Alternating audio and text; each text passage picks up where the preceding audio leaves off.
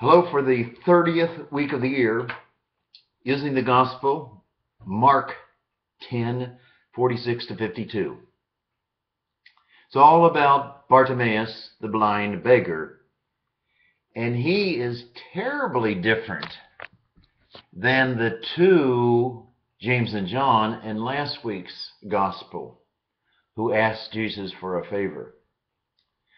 Bartimaeus, he shouts out, the beggar, he shouts out, "Jesus, Son of David, have mercy on me."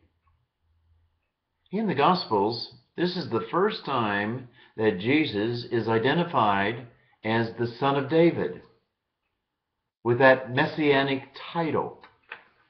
So Jesus is connected that whole lineage back to David and into the future for the kingdom of God. Well, Bartimaeus, unlike James and John, as I said, who wanted Jesus to do them a favor, they wanted to be great in their concept of the kingdom. He certainly was not like those two.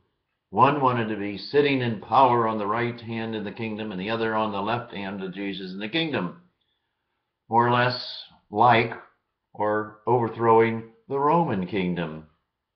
And you can talk about the kingdom of Judah now, without Rome, with power and might, and making their authority felt. That's not Bartimaeus. That was James and John and their false concept of what Jesus was up to. Bartimaeus, he just screams out, "Son of David, have mercy on me." Mercy, pity, help. He knew where to go for help. He knew where to go for a cure. And he better knew about the kingdom of God more so than James and John. Mercy, pity, healing. And Jesus, not James and John, asked Bartimaeus, "What do you want me to do for you?" Not what I want you, Jesus, to do for me. Jesus asked Bartimaeus, "What do you want me to do?" And he simply says, "My teacher, let me see again." And Jesus said, "Go, your faith has saved you." Now you're really talking about the kingdom of God. Here's a man of faith, a man of interest in the kingdom of God, and not power and might and authority. That's why this gospel is very important.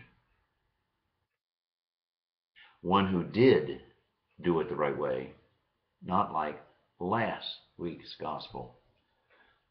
But the sequel of all this is Bartimaeus not only was cured and had sight, and not only was deeper in insight or faith in Jesus, but he really became a disciple of Christ.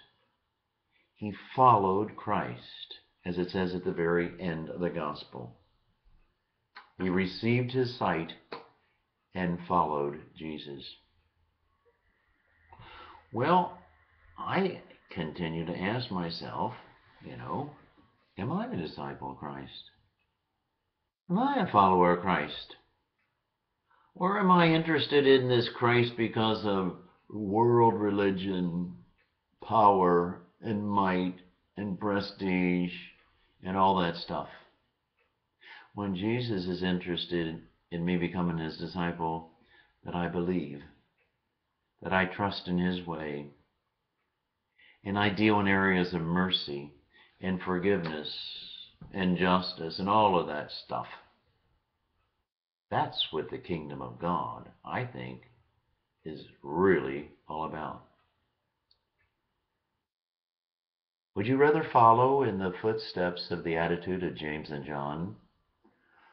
Or would you rather follow in the footsteps of Bartimaeus, son of Timaeus, who cries out to Jesus for mercy and help, is a man of deep belief in the kingdom of God, and he does what he can do in following Christ. To me, that's the heart of the message. Go back in the first reading and you'll see how God is asking multitudes of multitudes to be like Bartimaeus. Have a good day.